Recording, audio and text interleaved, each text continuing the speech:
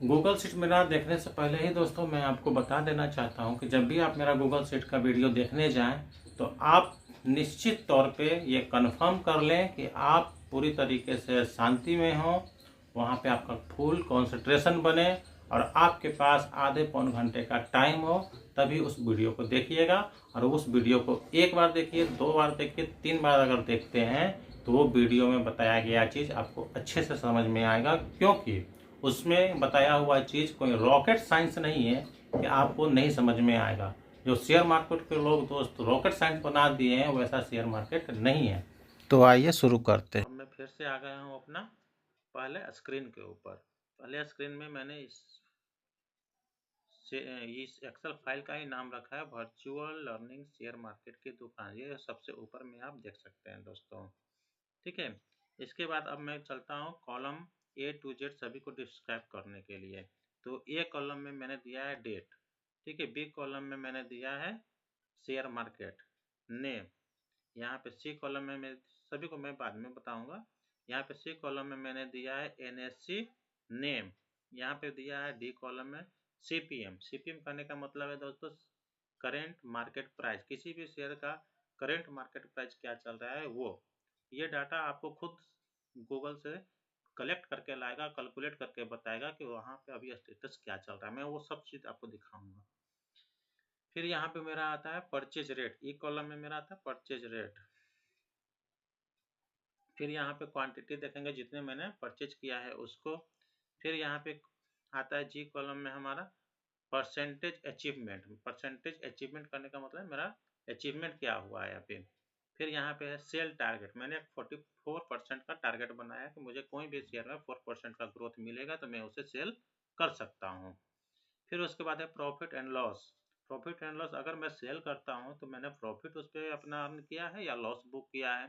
कभी कभी शेयर में हमारा अचानक से गिरावट आ जाती है, मुझे पता रहता है कि आने वाले फ्यूचर में ये शेयर 100% गिरने वाला है, तो मुझे उसे अपना सेल में ही बुक करके निकलना पड़ता है। तो वो कुछ केसेस में हो सकता है दोस्तों, तो वहाँ पे मैंने थोड़ा अपना लॉस को कम करने के लिए सेल का भी रखा है ऑप्शन। तो प्रॉफिट और लॉस। यहाँ पे स्टेटस है, उसे हमें बेच देना चाहिए या फिर उसे हमें रखे रहना चाहिए। तो ये मुझे स्टेटस में पता चलता है दोस्तों, वो आएगा तो वो अपने आप। अब जैसा कि मैंने पहले ही बताया था कि एक कॉलम में मैंने इन्वेस्टमेंट रखा है, टोटल इन्वेस्टमेंट 2 लाख का वर्चुअल इन्वेस्टमेंट है। और एल कॉलम में हमको मिलता है टारगेट। टारगेट मैंने क्या रखा है तो 3,333 रुपये का। ये मैंने एम कॉलम में रखा है डेट का। यहाँ से 1 2 3 4 डेट है हमारा कि 1 तारीख को मैंने कौन क्या किया, किसी मंथ का स्टार्टिंग मंथ में चला हूँ कि 1 तारीख को मैंने सेल किया या नहीं किया, उसको हिसाब किताब रखने के लिए, ठीक है दोस्तों। यहाँ पे फिर इन्वेस्टमेंट क्या किए थे हम टोटल शेयर मार्केट में। हम 2 लाख तो मैंने बुक करके रखा है कि मुझे 2 लाख रुपये शेयर मार्केट में लगाना है दुकान खोलने के लिए। किसी भी दुकान को खोलने के लिए मुझे 2 लाख की पूंजी उसमें इन्वेस्ट करना, पर एक ही बार में मैं सारी पूंजी को इन्वेस्ट नहीं करूँगा दोस्तों। एक ही बार में मैं सारे 2 लाख का शेयर नहीं खरीदने वाला। मैं डेली बेसिस पे 1 शेयर 2 शेयर 4 शेयर जो भी मुझे अच्छा लगेगा मैं करूँगा। उसे आप देखेंगे और उससे अपना एक स्ट्रेटेजी बना सकते हैं, ठीक है। मैं यहाँ पे कभी भी आपको शेयर खरीदने या बेचने की सलाह नहीं दूंगा। वो आप अपने खुद से जजमेंट कीजिएगा और खुद से डिसाइड कीजिएगा, और अपने जितने भी नॉलेज है, जितने भी सोर्सेज है, उसका यूज करके आप खुद से डिसीजन लीजिएगा, ठीक है। मैं एक स्ट्रेटेजी बताऊंगा। यहाँ पे कैश, अगर मैं शेयर मार्केट को सेल करता हूँ तो मुझे जो भी जीरोधा के अकाउंट हो, वो ग्रो के अकाउंट हो या किसी के भी अकाउंट हो, उसमें मुझे पैसे फिर से वापस मिल जाते हैं, तो वो मैंने कैश के रूप में रखा है। और यहाँ पे है ग्रॉस। अगर ग्रॉस करने का मतलब है कि मैंने इन्वेस्टमेंट अभी शेयर मार्केट में कितने लगा के रखा है और मुझे इन हैंड कितने अभी बच रहे हैं, क्योंकि टोटल तो मैं शेयर खरीदा नहीं था 2 लाख का। तो वो इन्वेस्टमेंट प्लस कैश टोटल वो जो भी आएगा वो हमारा होगा ग्रॉस। 2 लाख अगर मैं लगा रहा हूँ तो 2 लाख मुझे होना चाहिए। हाँ, तो मैंने क्या प्रॉफिट किया और क्या लॉस किया वो चीज़ हमें वहाँ पे से मिलेगा। तो ये हमारा क्यू कॉलम है प्रॉफिट और लॉस। मैं बारी बारी से आपको हर चीज़ डिस्क्राइब करूँगा, ठीक है दोस्तों। अब मैं चलता हूँ यहाँ पे 20वां नंबर पे। 20वां नंबर पे ये जो ऑरेंज वाली है वहाँ से मैं स्टार्ट करता हूँ, ठीक है। सपोज कीजिए मुझे हल यानी HAL hello Hindustan aeronautic limited का कोई भी शेयर खरीदना है तो मैं यहाँ पे सिर्फ शेयर नेम में मैं आपको शॉर्ट फॉर्म में देता है, तो शॉर्ट फॉर्म में मैं हल डाल देता हूँ, HAL। ठीक है, अब जैसे ही मैं इंटर मारूंगा तो यहाँ पे लोडिंग स्टार्ट हो जाता है और यहाँ पे मुझे करेंट मार्केट प्राइस, वो करेंट मार्केट प्राइस में आप देखेंगे कॉलम नंबर 7 में जाके कि हमें 4120 रुपीज़ का वो करेंट मार्केट प्राइस दिखा रहा है। अब इसे मैं जज करने के लिए चलता हूँ NSE की वेबसाइट पे। NSE की वेबसाइट पे मैं यहाँ पे डालता हूँ हल, तो यहाँ पे देखेंगे हिंदुस्तान एरोनॉटिक लिमिटेड का यहाँ पे हमारा आ गया इन इक्विटी में। अब यहाँ पे मैं उसका देखता हूँ कि क्या रेट चल रहा है। तो दोस्तों यहाँ पे आप देख सकते हैं,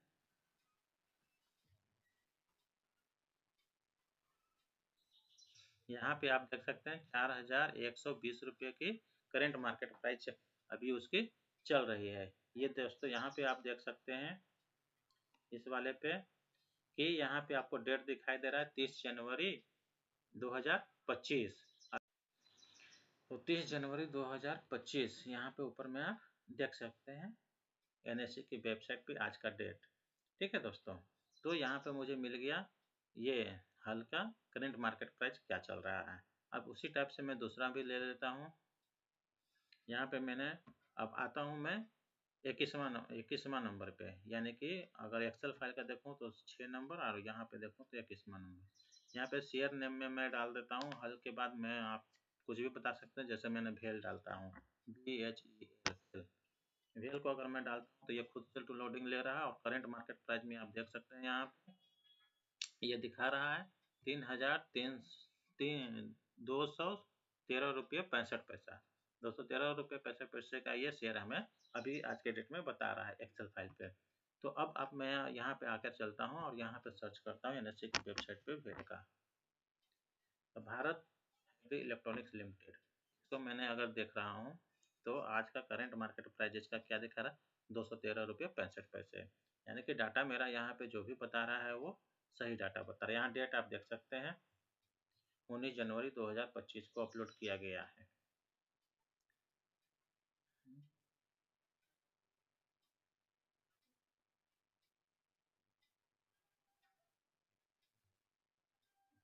ये डाटा जो है 3:30 का है 17 जनवरी 2025 का। तो आप ये NSE की वेबसाइट पे देख सकते हैं दोस्तों। अब मैं फिर से चलता हूँ यहाँ पे। अब मैं यहाँ तक तो मैंने आ गया कि मुझे जो भी कॉलम में खरीदना होगा शेयर मार्केट के कॉलम में, मैं यहाँ पे उसका नाम डाल दूंगा, जो भी खरीदना है वो मैं खरीद लूँगा। ठीक है, और उसका एक एक्सेल फाइल बना के रखूँगा जहाँ से मुझे प्रॉफिट और लॉस के डाटा कंपेयर करने में आसानी होगी। ठीक है दोस्तों, अब जैसे अब मैं सेकंड में चलता हूँ दोस्तों भेल पे। भेल का करेंट मार्केट प्राइस अभी है 213 रुपये 65 पैसे। सपोज कीजिए मैंने 215 रुपये पे उसको खरीद लिया। ठीक है दोस्तों, यहाँ पे मैं इसका क्वांटिटी खरीदता हूँ 20। ठीक है दोस्तों, जब मैंने 20 क्वांटिटी इसका खरीदा हूँ तो मुझे अभी के डेट में लॉस कितना हो रहा है -0.63% का। ठीक है, और हमारा सेल करने का जो टारगेट है वह है 228 रुपये, यानी 213 रुपये से बढ़ के वो 228 रुपये पे आ जाएगा तो मुझे वहाँ पे सेल कर देना चाहिए, ऐसा मेरा फाइल बता रहा है। पर उस समय क्या स्ट्रेटेजी अगर सेल करने लायक होगी तो मैं करूँगा, नहीं तो 1-2 दिन और रख सकता हूँ, जो भी होगा वो बाद में डिसीजन लेंगे। टोटल लॉस हमारा हो रहा है -27 रुपये का। ठीक है दोस्तों, टोटल इन्वेस्टमेंट मैंने कर दिया है 3300 रुपये का। यहाँ पे भी आप देखेंगे जैसे ऊपर में दिया है सेल करने का ऑप्शन, ये खुद कन्वर्ट हो जाएगा सेल करने के ऑप्शन में, तो आप सेल कर सकते हैं।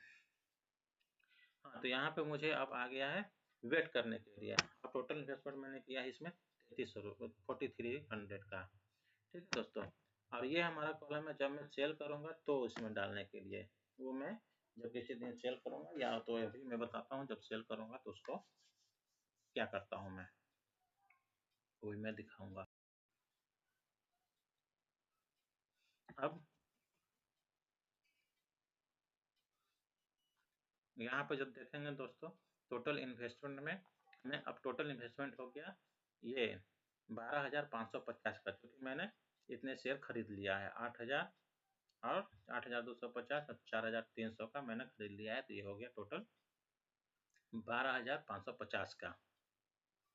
ठीक है दोस्तों, अब ऐसा ही मैं यहाँ पे भर दूंगा, यहाँ पे भर दूंगा, यहाँ पे भर दूंगा, यहाँ पे भर दूंगा, यहाँ पे।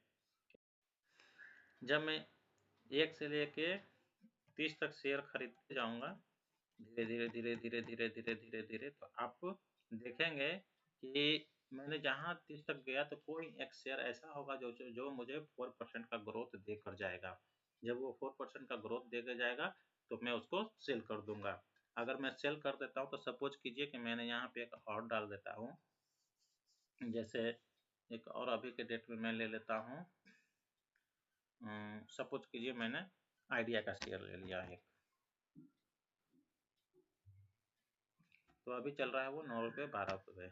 यहाँ पे मैंने उसका 1,000 9 तो 9 रुपये 10 पैसे पे मैंने उसको खरीद लिया। एक एग्जाम्पल के तौर पे मैं चल रहा हूँ। 1,000 यहाँ पे उसका शेयर मैंने खरीद लिया। ठीक है दोस्तों,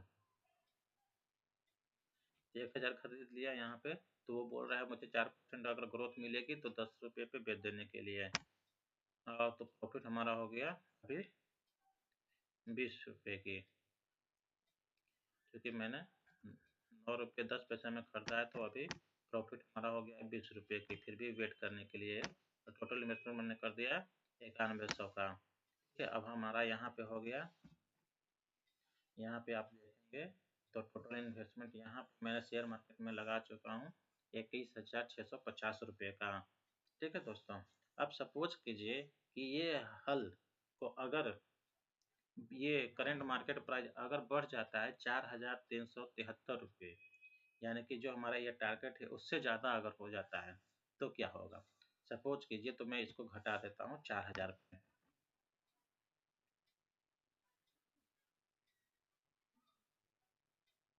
या तो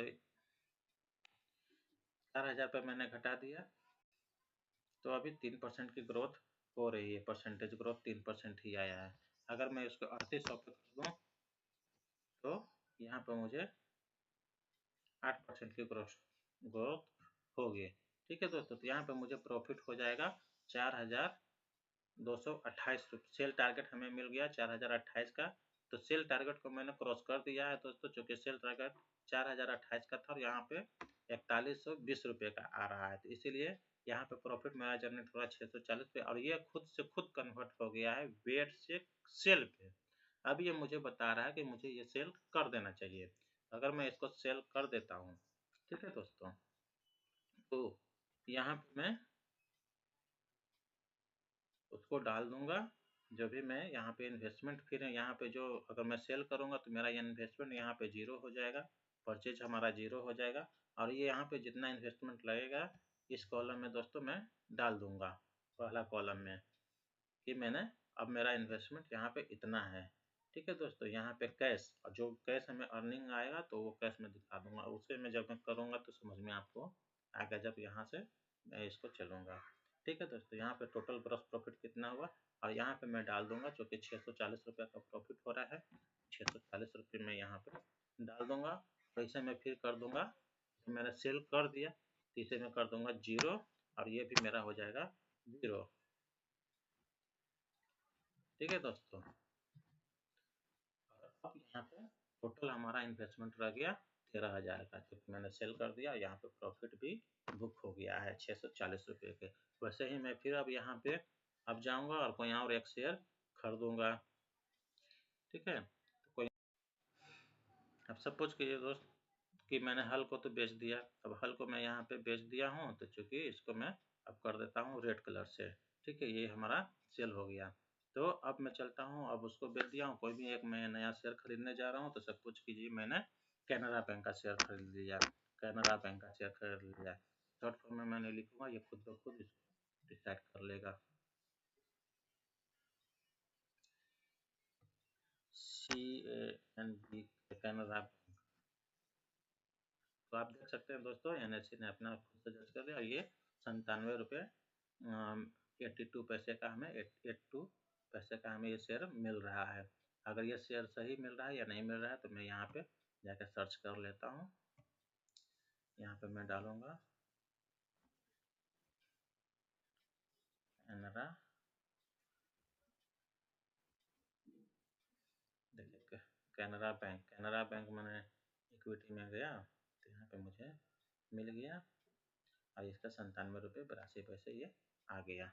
आप देख सकते हैं यहाँ पे भी मुझे 97 रुपये 82 पैसे आ गया। इसे मैं अगर फिर से खरीद लूँगा 97.85 पे तो ये शेयर हमें मिल जाता है।